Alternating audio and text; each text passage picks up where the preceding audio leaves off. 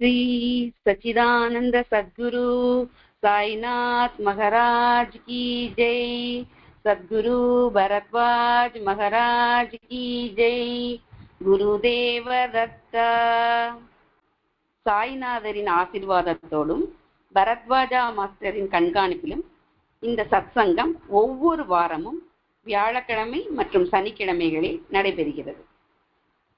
இப்போ நம்ம குரு சரித்திரத்தை பத்தி இந்த சத்சங்கம் செய்துக்கிட்டு ஒவ்வொரு குருவும் ஒவ்வொரு மாதிரி உபதேசிப்பாங்க.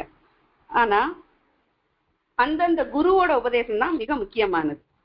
சாய்நாதரோட குரு அவர்கிட்ட எப்படி சொல்லியிருக்காரு அப்படின்னா, தனியா எதுவும் உபதேசிக்கல, நான் எப்பவும் உன் கூடவே இருப்பேன் அப்படின்னு சாய்நாதருக்கு வாக்களிச்சிருக்காரு. அதே பின்பற்றி தான் பாபா என்ன சொல்றாரு, நான் உங்களோடய இருப்பேன்னு சொல்லியிருக்காரு. இத பாபாவை நம்பக்கூடிய ஒவ்வொருத்தரும் நம்மளால உணர முடியும். நம்மோட சுக துக்கங்கள்ல அவரோட இருப்பை நம்மளால உணர முடியும், புரிய முடியும். நம்ம ரொம்ப சந்தோஷமாவும் அருள் நிறைந்தும் இன்பமாவும் இருக்கும்போது பாபாவோட இருப்பு நமக்கு உணர முடியும். அதே மாதிரி நம்ம ரொம்ப கஷ்டமான சூழ்நிலையில இருக்கும்போதும் பாபாவை உணர முடியும். எப்படி அப்படின்னா, ஏதோ ஒரு பெரிய கஷ்டம் சின்னதா மாறி இருக்கும் அவரோட அருளால. இதை நம்மளால நல்ல கண் கூட நமக்கு தெரியும். இதே மாதிரிதான் மாஸ்டர் என்ன சொல்லியிருக்காரு அப்படின்னா, நம்மளை எதை நோக்கி வழி நடத்தியிருக்காரு, பாராயணம் செய்யுங்க, சத்சங்கம் பண்ணுங்க, அதைத்தான் நம்மளை ஊக்குவிச்சுட்டே இருக்காரு. இதைத்தான் நம்ம பண்ணணும், அதுதான் மாஸ்டர் நமக்கு சொன்னது. இப்ப இந்த சத்சங்கத்தை நம்ம வாரத்துல என்ன பண்றோம், 2 நாள் பண்றோம், வியாழக்கிழமையும் சனிக்கிழமையும் பண்றோம். அதுக்காக எவ்வளவோ மணி நேரங்கள்ல நம்ம 2 மணி நேரம் தான் சத்சங்கத்துக்காக ஒதுக்குறோம். அந்த 2 மணி நேரத்திலையும் நம்ம மனசு ஒப்பி இருக்கக்கூடிய அந்த நிமிடங்கள் 2 மணி நேரம் உடல் அளவுல உள்ள உட்கார்ந்துருக்கோம். ஆனா நம்மளுடைய லைஃப்ங்கிறது ஒரு சில மணி துளிகள், கொஞ்ச நேரம் தான் இருக்கும். ஆனா அதுவே நம்மளை ஒழுங்குபடுத்துது. ஒவ்வொரு வாரமும் வியாழக்கிழமை ஆனவுன நம்மளை அறியாமலேயே சத்சங்கத்துக்கு உட்காரணும். 7 மணி ஆனவுன நம்ம மனசு பரபரக்குது, கண்டிப்பா உட்காரணும். கிளாஸ்ல போய் பிள்ளைங்க எல்லாம் பாடம் நடத்தும் போது வெளியில கவனம் இருந்தாலும் கவனத்தை நம்ம ஒடுக்கி ஒடுக்கி கொண்டு வர்றோம்ல, அது மாதிரி நம்ம உட்கார்றோம். இந்த ஸ்கூல்ல எல்லாம் சரியா படிக்காத பிள்ளைங்களுக்கு அந்த டீச்சர்ஸ் என்ன சொல்லுவாங்க அப்படின்னா, திரும்ப திரும்ப எழுதுங்க, சத்தம் போட்டு படிங்க. எதுக்காக? அந்த பாடம் அந்த பிள்ளைங்களோட மனசுல உள்ள ஏறணும் அப்படிங்கிறதுக்காக டீச்சர்ஸ் சொல்ல ஒரு வழி. அதே மாதிரிதான் மாஸ்டர் நமக்கு சத்சங்கம் செய்யுங்க, பாராயணம் பண்ணுங்க அப்படின்னு நம்மளை ஊக்குவிச்சிருக்காரு. இதுல நிறைய இடத்துல ஒரு குரு அப்படி இருக்கும்போது எப்படி இருப்பாங்க, நம்ம இப்ப உள்ள குருக்களை பார்க்கும்போது குரு மட்டும்தான் பேசிக்கிட்டே இருப்பாங்க, சிஷ்யர்கள் கவனிச்சுக்கிட்டே இருப்பாங்க. அப்ப அந்த கவனம்ங்கிறது எந்த அளவுல இருக்கும்னு தெரியாது. ஆனா பரத்வாஜா மாஸ்டரை பொறுத்த வரைக்கும் அவர் என்ன சத்சங்கத்தை நம்ம செய்ய சொல்றாருல, அப்ப ஒவ்வொருத்தரும் அதுக்கான மெனக்கெடல்னு ஒண்ணு இருக்கு. அந்த விஷயம் புரியாமலோ புரிஞ்சோ நம்ம என்ன பண்றோம், சத்சங்கத்துக்கு வந்திருக்கோம், அப்ப இந்த வாரம் நம்ம ரெடி பண்ணணும் அப்படின்னு சொல்லிட்டு அது சம்பந்தமான விஷயங்களை தேடுறோம். அப்போ நம்மளுடைய அலைவரிசை என்ன அலைவரிசை ஒரு நேர்கோட்டுல பயணிக்குது. அது நம்மளை அடுத்த நிலைக்கு கண்டிப்பா உயர்த்தும்.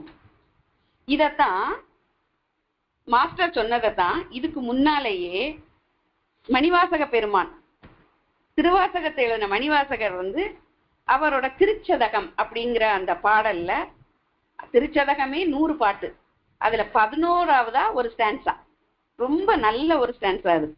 நாடகத்தால் உன்னடியா போல் நடித்து நான் நடுவே, வீடகத்தே புகுந்திடுவான் மிக பெரிதும் விரைகின்றேன், ஆடகச்சீர் மணிக்குன்றே இடையரா அன்புனக்கு, என் ஊடகத்தே நின்று உருக தந்தருள் எம் உடையானே. அவரு எப்படி சொல்றாரு, மணிவாசகர் அவரை பத்தி தான் சொல்றாரு. நாடகத்தால் உன்னடியார் போல் நடித்து நான் நடுவே, நான் உண்மையிலேயே அன்பு இல்லாதவன், ஆனா நான் என்ன பண்றேன், நடிக்கிறேன். எப்படி? நானும் உன்னுடைய அடியவர் தான் அப்படின்னு சொல்லிட்டு அப்படியே அப்படி இந்த சொர்க்கத்துக்குள்ள இல்ல அந்த வீடு பேற்றுக்குள்ள நான் உள்ள நுழைஞ்சிடுறேன் அப்படின்னு மணிவாசகர் சொல்றாரு. நாடகத்தால் உன்னடியார் போல் நடித்து வீடகத்தே புகுந்திடுவேன், நான் அன்பில்லாதவன் தான், ஆனா உன்னுடைய சிவனடியார் போலவே நானும் சிவனடியார் தான், அந்த கூட்டத்துல இருந்து அதுக்குள்ளேயே வந்து உள்ள வந்துருவோம்ல, அந்த மாதிரி நான் உள்ள நுழையிறதுக்கு நீ எனக்கு அருள் புரி ஈசா அப்படின்னு சொல்லி மணிவாசக பெருமான் கேட்கிறார். இந்த இடையில எல்லாம் முன்னாடி சொல்லுவாங்க தெரியுமா, சுதந்திர போராட்ட வீரர்கள் எல்லாம் சண்டை நடக்கும்போது அந்த வேடிக்கை பார்த்தவங்களை எல்லாம் சுதந்திர போராட்ட தியாகின்னு சொல்லி பென்ஷன் எல்லாம் கொடுத்துக்கிட்டு இருக்காங்கல்ல, இது அதே ஃபார்முலா தான். நான் வந்து அடியார் இல்லை, ஆனா அதே மாதிரி வந்து உள்ள வந்துருவேன். அதே மாதிரி தான் இப்ப வந்து என்ன, நம்ம வந்து என்ன பண்றோம், இப்ப சத்சங்கம் செய்யறோம், அந்த இதுல அந்த அளவுக்கு கவனம் இல்லாட்டாலும் உள்ள வந்து வந்து நம்மளும் அதே மாதிரி இப்போ மாஸ்டர் எப்படி பாபாவை நோக்கி பாபா மாதிரி வந்தாரோ அதே மாதிரி நம்மளும் நம்ம நிலையை உயர்த்துறதுக்கு இந்த வேலைகளை எல்லாம் நம்ம செய்யணும். இப்போ போன வாரம் வந்து பாஸ்கர சர்மா அவருடைய இத பத்தி அவர் விருந்து அளிச்சாங்கல்ல, அந்த விருந்தை பத்தி படிச்சோம். பாஸ்கர சர்மா எப்படி 3 பேருக்கு தேவையான உணவுப் பொருள் தான் அவர்கிட்ட இருந்தது. ஆனா அதை வச்சு அவர் எத்தனை பேருக்கு உணவளிச்சாரு? 4000 பேருக்கு உணவு அளிச்சது மட்டும் இல்ல, அந்த பீமா நதியில உள்ள நீர்வாழ் உயிரினங்களுக்கு கூட உணவளிச்சிருக்காரு. அப்போ அவர் கொண்டு வந்த சாப்பாடு அந்த பொருள் வந்து 3 பேருக்கு உள்ளது, ஆனா உணவளிச்சது வந்து நிறைய பேருக்கு. அந்த ஸ்ரத்தை அப்படித்தான் இருக்கணும் அப்படின்னு. இதுக்கு மகாபாரதத்துல கூட ஒரு கதை இருக்கு. இந்த கதைய நீங்க எல்லாருமே கேட்டிருப்பீங்க, தங்க கீரி பிள்ளை கதை. தர்மர் வந்து போர்ல ஜெயிச்சிட்டாரு. போர்ல ஜெயிச்ச உடனே ராஜசூய யாகம் நடத்துறாங்க. ராஜசூய யாகம் நடத்து பெருசா அன்னதானம் எல்லாம் நடக்குது. அந்த அன்னதானத்துல வந்து ஒரு கீரி பிள்ளை, பாதி உடம்பு தங்கம் பாதி உடம்பு ஒரிஜினல் கலர்ல இருக்கு. அது வந்து நேரா வந்து அந்த உணவு உள்ள இடத்துல, உணவு பரிமாறப்பட்ட இடத்துல வந்து உருண்டு பரண்டெல்லாம் பார்த்துட்டு இது என்ன, இது வந்து ஒண்ணும் இல்ல, இது ஏதோ பெரிய தர்மராஜா தர்மர் போட்ட விருந்து, ரொம்ப சிறப்பான விருந்துன்னு நினைச்சிட்டு இல்ல நான் இங்க வந்தேன், ஆனா அந்த விருந்து அந்த அளவுக்கு ஒண்ணும் சிறப்பான விருந்து ஒண்ணும் கிடையாது அப்படின்னு அவ மனித குரல்ல அந்த கீரி பிள்ளை பேசிச்சான். கீரி பிள்ளை பேசின உடனே எல்லாருக்கும் ஆச்சரியம், மனித குரல்ல கீரி பிள்ளை பேசுதே, அந்த என்ன ஏன் சிறப்பு இல்லைன்னா அந்த உஞ்சவிருத்தி செய்த அந்த பிராமணன் செய்த அளவு கூட சிறப்பு இல்லையே அப்படின்னு கேட்ட உடனே அந்த கீரி பிள்ளைகிட்ட அவங்க வந்து அந்த கதையை கேட்கிறாங்க. என்ன அப்படின்னா, குருஷேத்திரத்துல ஒரு ஏழை பிராமணன் இருந்தார். அந்த பிராமணன் வந்து உஞ்சவிருத்தி செய்து அவருடைய போஜனம் கழிக்கக்கூடியவர்.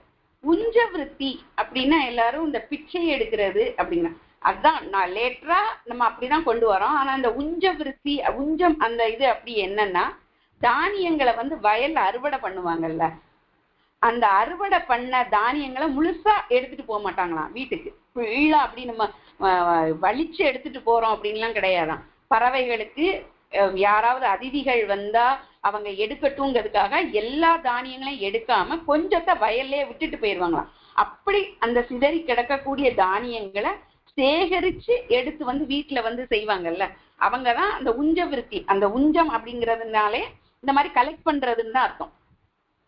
அந்த மாதிரி செய்த ஒரு பிராமணன், அவருக்கு கோதுமை தான் கிடைச்சிருக்கு. அன்னைக்கு அந்த கோதுமையை கொண்டு வந்து மாவாக்கி அந்த வீட்டுல அவர் யாரு அப்படின்னா, அவர் மனைவி, அவரோட பையனோட மனைவி 4 பேர் இருக்கிறாங்க. அவங்க கோதுமைய ஒரு மாவு உருண்டையாக்கி 4 பேரும் சாப்பிட ரெடியா இருக்கும்போது வெளியில பிட்சை கேட்டு ஒருத்தர் வந்திருக்காங்க. வந்த உடனே அவங்களே பசியில இருக்காங்க, இறக்கக்கூடிய தருவாய் அந்த மாதிரி பசி கொடுமையில இருக்காங்க. அப்ப அவர் உள்ள வந்ததும் வந்த அதிதிக்கு சாப்பாடு கொடுக்குறாங்க.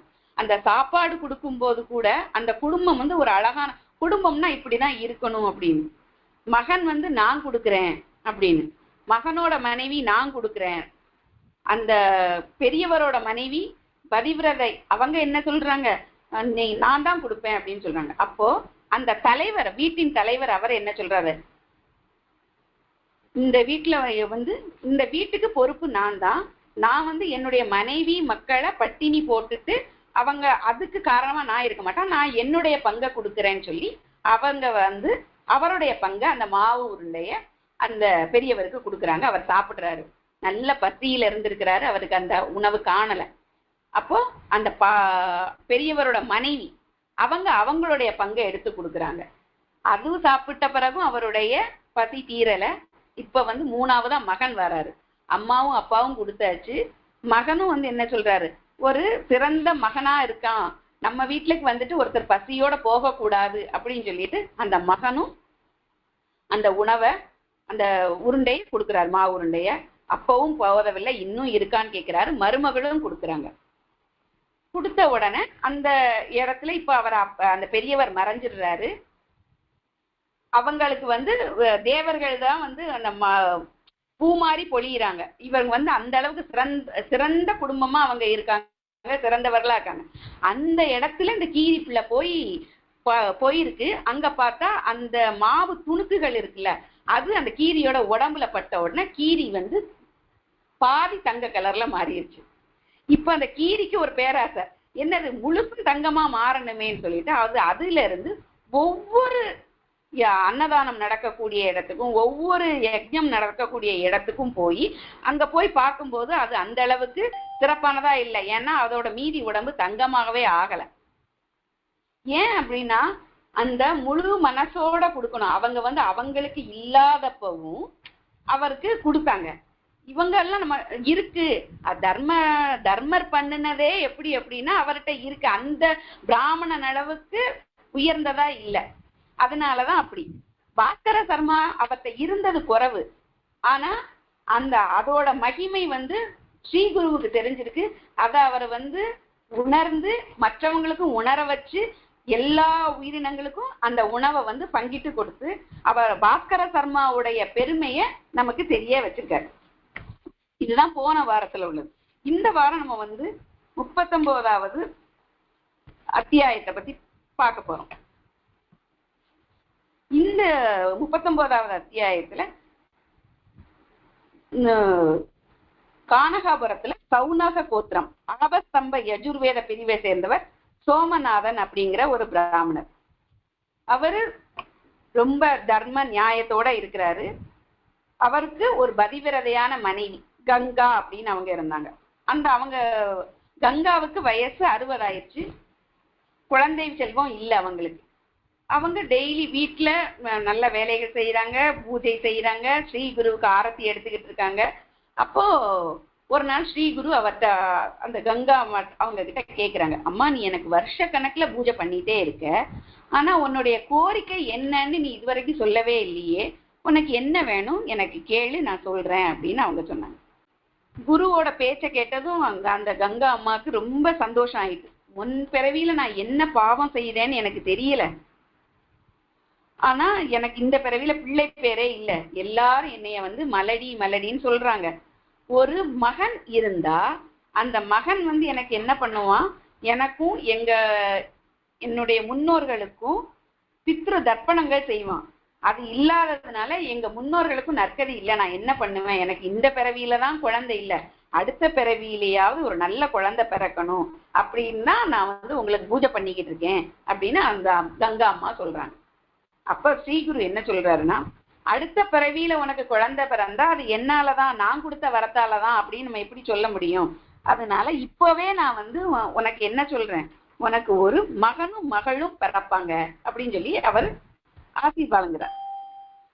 இத கேட்ட உடனே அந்த அம்மாவுக்கு ஒரு சந்தேகம் கேக்குறாங்க, தெய்வமே எனக்கு உங்க ஒரு சந்தேகம் இருக்கு, நீங்க என்னைய தப்பா நினைக்காதீங்க, எனக்கு வயசு 60 ஆயிருச்சு, மாதவிடாயும் நின்று விட்டது, இப்போ பிள்ளை பேர் எப்படி கிடைக்கும், இது நம்ம சயின்டிபிக்கா பார்த்தா அது கரெக்ட் தானே, இந்த இத்தனை வருஷம் நான் குழந்தைகளுக்காக விரதம் செஞ்சிருக்கேன், தீர்த்த யாத்திரை பண்ணியிருக்கேன், அரச மரத்தை சுத்தி இருக்கேன், ஆனாலும் எனக்கு என்னது எந்த ஒரு பலனும் கிடைக்கல அப்படின்னு அவங்க சொல்றாங்க.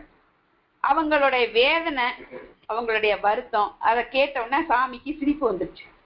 அம்மா நீ அரச மரத்தை நிந்தனை செய்யாத, அது அரச மரம் அவ்வளவு உயர்வானது, அத என்ன சொல்லுவாங்க, அஸ்வத்த நாராயணன்னு சொல்லுவாங்க.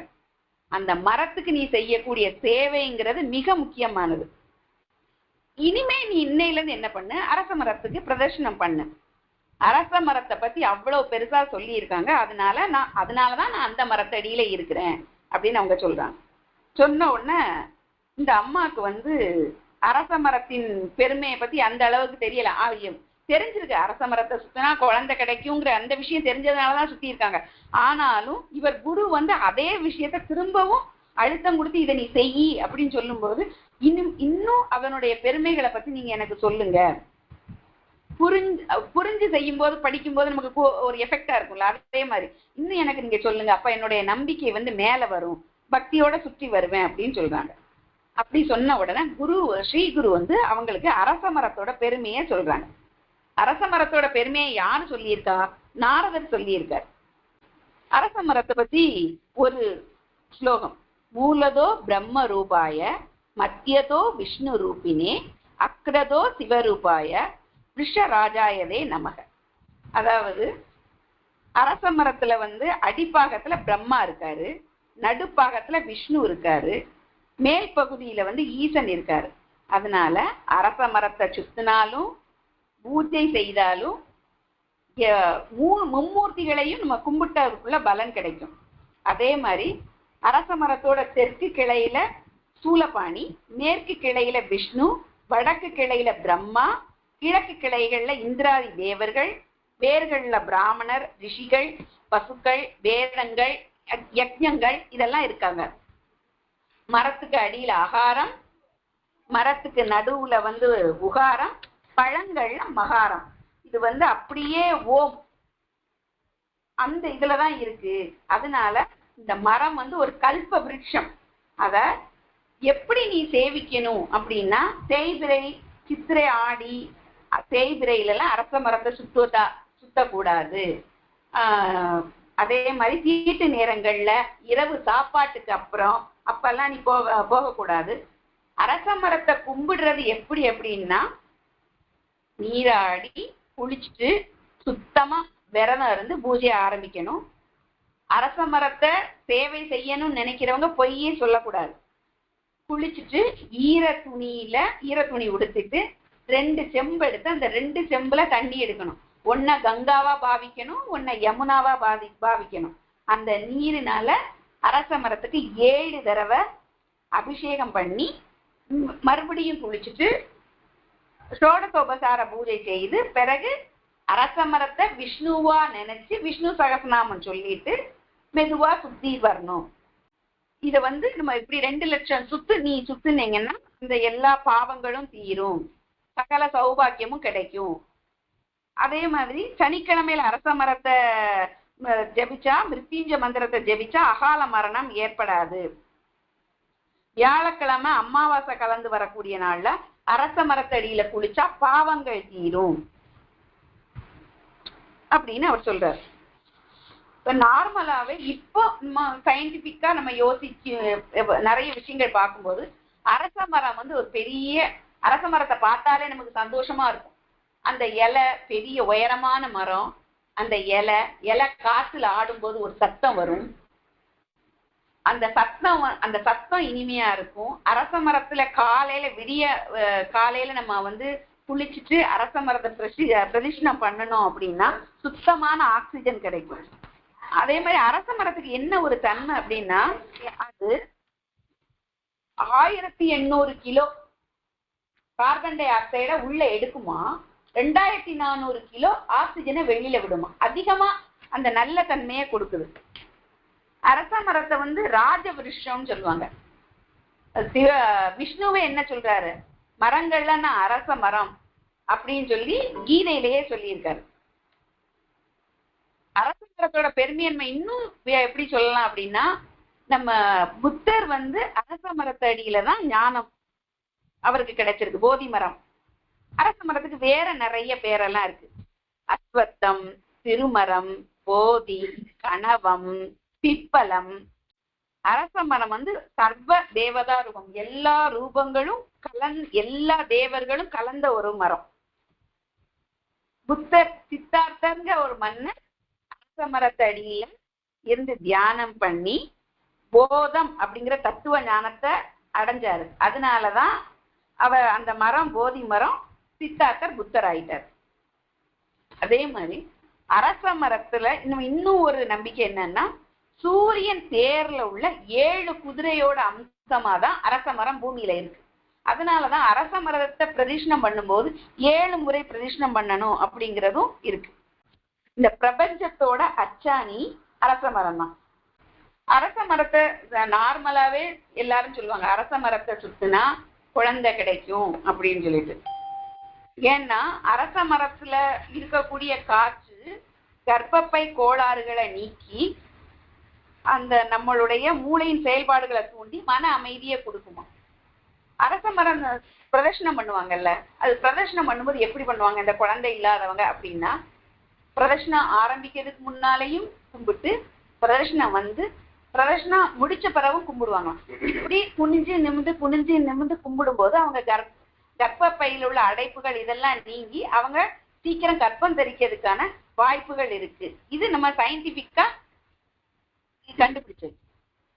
இவர் ஸ்ரீகுரு என்ன சொல்றாரு, நீ எப்படி போய் சொல்லணும், மனம் வாக்கு கர்மா இந்த 3ஐயும் ஒரே இதுல வச்சு பிள்ளை பேர் பெற வேண்டும் அப்படிங்கிற உறுதியான நோக்கத்தோட நீ கண்டிப்பா அரச மரத்தை சுத்தி வந்தேன்னா உனக்கு குழந்தை கிடைக்கும் அப்படின்னு அவர் சொல்றார். ஸ்ரீகுரு சொல்றார். அவர் சொன்னது மனம் வாக்கு கர்மா. நம்ம எந்த ஒரு செயல் செய்யும் போதும் இந்த 3 மனம் வாக்கு செயல் 3 ஒரே திசையில இருக்கணும். மனம் ஒண்ணு, மனசு ஒண்ணு நினைக்க, வாய் ஒண்ணு சொல்ல, செயல் இன்னொன்னா இருந்தா அந்த செயல் சித்திக்காது.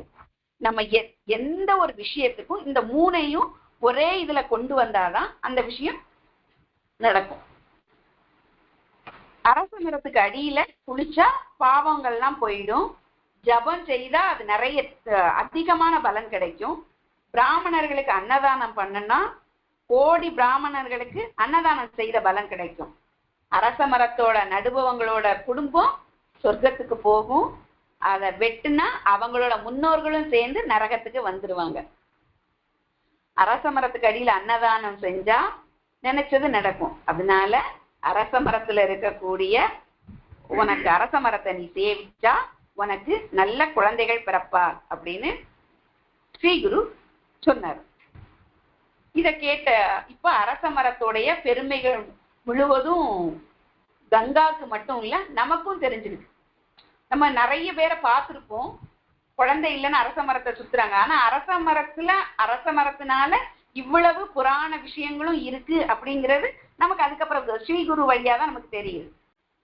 சுவாமி அப்போ கங்கா இந்த இதை கேட்டுட்டு எனக்கு மாதவிடாய் நின்னுட்டு எனக்கு எப்படி குழந்தைங்க பிறப்பாங்க, அது மாதிரி நீங்க இங்க இருக்கும்போது நான் ஏன் அரச மரத்தை சுத்தணும், ஆனாலும் நீங்க குருவின் சொல் காமதேனுவை போனது, அதனால நான் நீங்க சொன்னபடியே செய்வேன் நம்பிக்கையோட. அந்த மனம் வாக்கு செயல் 3 குழந்தை வேணும் அப்படிங்கிற ஒரே சிந்தனையோட சங்கமத்துல நீராடி அரச மரத்துக்கு அந்த சூரியனோட அம்சமா இருக்கிறதுனால 7 தவளை 7 குடத்துல தண்ணி எடுத்து 7 தடவை அபிஷேகம் பண்ணி 3 இரவுகள் அங்கேயே தங்குறாங்க அரச மரத்திலேயே.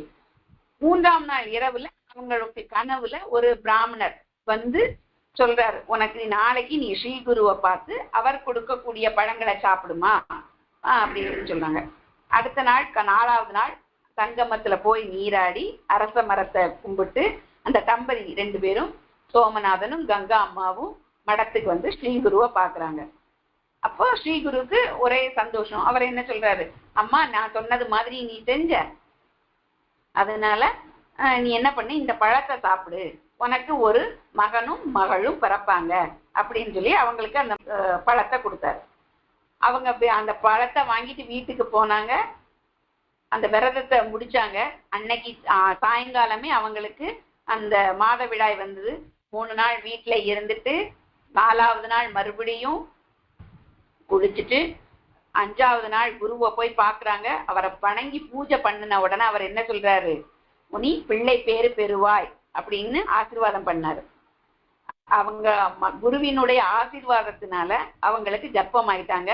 சோமநாதன் சீமந்தம் செய்யறாரு. அதுக்கப்புறமும் ஸ்ரீகுரு அவங்கள ஒவ்வொரு நிலையிலையும் அவங்கள அப்படி வழி நடத்தி செல்றாரு பாருங்க.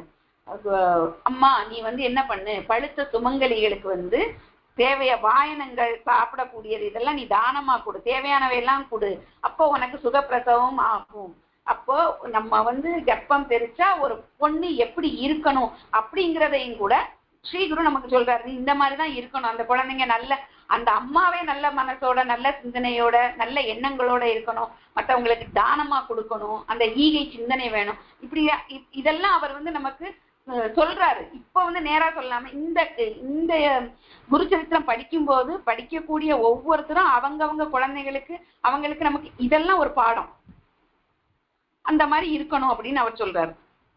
நிறைய மாதம் ஆச்சு, அவங்களுக்கு ஒரு அழகான பெண் குழந்தை பிறக்கிறாங்க. அந்த குழந்தையோட ஜாதகத்தை பார்த்தோம்னா ஜோதிடர் என்ன சொல்றாரு, இவர் பெரிய அதிர்ஷ்டம் கொண்டவா. அப்புறம் 16வது நாள் அந்த தீட்டெல்லாம் கழிச்சிட்டு அவங்க ஸ்ரீகுருட்ட மறுபடியும் போறாங்க. அப்போ அவங்களுக்கு ஒரே சந்தோஷம். அதாவது குழந்தையே பிறக்காது அப்படிங்கிற 60 வயசு ஒரு பெண்ணுக்கு வந்து குழந்தை பிறந்திருக்கு. ஆனா இந்த குழந்தைய நீங்க எனக்கு நல்ல குழந்தையா கொடுக்க. அப்ப இந்த குழந்தை இப்ப சின்ன குழந்தை, அந்த குழந்தை எனக்கு நல்ல குழந்தையா இருக்கணும், நல்ல குழந்தையா வளரணும் அப்படின்னு அவங்க ஸ்ரீகுருட்ட போய் கேட்கிறாங்க. அப்ப அவர் என்ன சொல்றாரு, இந்த குழந்தை நீண்ட ஆயுளோட சௌபாக்கியத்தோட நற்குணத்தோட வளரும். இவ புகழ கேட்டு வேதம் படிச்ச ஒரு பிராமணன் வந்து இவருக்கு மணவாளனா வருவான். ஆனாலும் உனக்கு அடுத்து ஒரு குழந்தை, ஆண் குழந்தை நான் வந்து தாரேன். அந்த குழந்தை வந்து அவர் அதுலயும் சாய்ஸ் கொடுக்குறாரு அவங்களுக்கு. உனக்கு 100 வயது வரைக்கும் உள்ள அறிவில்லாத ஒரு ஆண் வேணுமா, இல்ல 30 வயசு வரைக்கும் வாழக்கூடிய ஒரு சிறந்த பையன் வேணுமா அப்படின்னு கேட்கும்போது அந்த அம்மா என்ன சொல்றாங்க, எனக்கு 30 வயசு வரைக்கும் உள்ள சிறந்த பையன் தான் வேணும், அதுக்குதான் எனக்கு ஆசி வழங்குங்க அப்படின்னு அவங்க சொல்றாங்க. சுவாமியும் அப்படியே ஆகும், அப்படியே உங்களுக்கு நல்ல குழந்தை கிடைக்கட்டும் அப்படின்னு சொல்றாங்க. அந்த ஒரு வருஷத்துக்குள்ள அவங்களுக்கு ஒரு ஆண் குழந்தை பிறகு. அந்த குழந்தைக்கு நரசிம்மா அப்படின்னு பேர் வைக்கிறாங்க. சரஸ்வதிக்கு யதீஸ்வரோட ஒரு திருமணம் நடக்குது. அப்புறம் இவங்களை வந்து அந்த சரஸ்வதியினுடைய கணவரை வந்து காசி வெளியில ஊர்ல இருந்தெல்லாம் அவரை கூட்டிட்டு போயிட்டு இருக்காங்க. நரசிம்மனும் பெரிய பண்டிதனாயி 5 பிள்ளைகளை பெற்றார். இப்போ அவர் வந்து சொல்றாங்க, நாமதாரகா பார்த்தாயா, சித்தமுனி சொல்றார், நாமதாரகா பார்த்தாயா, ஸ்ரீகுருவோட மகிமையால 60 வயதான மலடி பெண் பெற்றார். அதனால திடமான முழு நம்பிக்கையுடன் சேவிப்பதே நமது கடமை அப்படின்னு சொல்றார். அடுத்த அத்தியாயம் 40. சித்தமுனி அவருடைய ஸ்ரீகுருவோட லீலைகளை சொல்ல சொல்ல கேட்க நமக்கு இன்னும் அந்த போதாது, இன்னும் கேட்கணும் அந்த மாதிரிதான் நமக்கு தோணுது. இன்னொரு கந்தர்வபுரத்துக்கல்ல ஒரு யஜுர்வேத பிரிவு கார்கிய கோத்திரத்தை சேர்ந்த நரஹரி அப்படின்னு ஒரு தொழுநோய் கொண்ட பிராமணர் ஒருத்தர் இருந்தார். அவர் வந்து சுவாமிக்கு வந்து வணக்கம் சொல்லி, நான் முற்பிறவில ஏதோ பெரிய பாவம்லாம் செஞ்சிருக்கேன், அதனாலதான் எனக்கு வந்து தொழுநோய் வந்திருக்கு, நான் வேதம் படிச்சிருக்கேன், ஆனாலும் என்னைய யாருமே சாப்பிட கூப்பிடல, இந்த வியாதி போகிறதுக்கு நான் என்ன செய்யணும், கோயிலுக்கு போனேன், நதியில நீராடினேன், புனித தலங்களை தரிசிச்சேன், ஆனாலும் எனக்கு வந்து இந்த தொழுநோய் என்னைய விட்டு போகல, இதுக்கு நான் என்ன பண்ணணும் அப்படின்னு அவங்க வந்து கேக்குறாங்க. அப்போ அவர் என்ன சொல்றார் ஸ்ரீகுரு, நீ முற்பிறவியில செய்த பாவத்தினாலதான் உனக்கு வந்து இந்த நோய் வந்தது, அது போக நான் உனக்கு ஒரு வேலையே சொல்றேன், அது என்ன அப்படின்னா, அந்த வேலையை நீ செய்த அப்படின்னா உனக்கு வந்து இந்த நோய் போயிடும் அப்படின்னு சொல்றது. அப்ப அந்த வழியா ஒருத்தர் போற ஒருத்தர் காஞ்ச விறகு தான் கொண்டு போறாரு. அந்த அத்தி மரத்தோட கொம்பு அதை எடுத்து இந்த அத்தி மரத்தை சங்கமேஸ்வரர் எதிரில் அந்த நட்டு தினமும் 3 தடவை தண்ணி ஊத்தி அதுக்கு அபிஷேகம் பண்ணு. அப்படி நீ டெய்லி பண்ணிட்டே இருக்கும்போது என்னைக்கு உனக்கு வந்து அந்த மரம் துளிர்க்குதோ அன்றைய தினம் உன் நோய் உன் உடலில் இருந்து போயிடும் அப்படின்னு வந்து அவங்க சொல்றாங்க. அந்த ஸ்ரீகுரு சொல்றார். சொன்ன உடனே அந்த பிராமணன், அந்த தொழுநோய் பிடித்த பிராமணன் பூரண நம்பிக்கையை வச்சு எனக்கு இந்த இந்த பிராமணனுடைய இது படிக்கும் போதெல்லாம் எனக்கு ரொம்ப சந்தோஷமா இருக்கும். ஏன்னே தெரியாது. அவர் சொன்ன அந்த ஒரு வார்த்தை, சில வார்த்தைகள் வந்து நமக்கு நம்மளை வந்து ஈர்க்கும்ல, அது மாதிரி. அப்போ அந்த தொழுநோய் பிடித்த பிராமணன் வந்து அந்த கம்பை நட்டு டெய்லி தண்ணி ஊத்திக்கிட்டே இருக்கிறாரு, அபிஷேகம். அப்ப எல்லாரும் வந்து அவரை வந்து கிண்டல் பண்ணாங்க. ஏன் நீ இப்படி பண்ற, இந்த காஞ்ச மரம் துளிர்க்குமா, இது உன்னோட வியாதி உன்னை விட்டு போகாது அப்படின்னு சொல்றதுக்கு முடியாம தான் ஸ்ரீ குருவனை இப்படி சொல்றாரு. அவர் வந்து இறந்து போனவங்களையே பழைக்க வைக்கிறாரு. அப்படி அந்த கர்ப்பம் 60 வயசானவங்களுக்கு குழந்தை பிறக்க வைக்கிறாரு. ஆனா மரம் அப்படிங்கிறது இதாகாது, நீ வந்து அதுக்கு முடியாது அப்படின்னு சொல்றதுக்கு பதிலாதான் உன்னை இப்படி பண்ணியிருக்காரு. உன் நோய் போகாது நீ அப்படின்னு சொல்லு. அப்போ அந்த அந்த பிராமணன் அவர் சொன்ன பதில், அந்த பதில் அவர் என்ன சொன்னாரு, அவர் கொடுத்த வாக்க நிறைவேற்றுறது அது அவரோட கடமை, அவர் சொன்னதை செய்யறது ஏன் வேலை அப்படின்னு சொல்லி பூரண நம்பிக்கையோட அந்த பிராமணன் வந்து அந்த அபிஷேகம் பண்ணிக்கிட்டே இருந்தான். அதுக்கப்புறம் எல்லாரும் என்ன பண்ணாங்கன்னா அவர்கிட்ட போய் இந்த தன்மை தான் எனக்கு ரொம்ப பிடிச்சிருந்தது. அந்த குரு மேல பூரண நம்பிக்கை, அவர் சொன்னா நடக்கும் அப்படின்னு சொல்லி அந்த முழு நம்பிக்கை இருந்ததுனாலதான் அந்த பிராமணனுக்கு அந்த தொழுநோய் போகும்.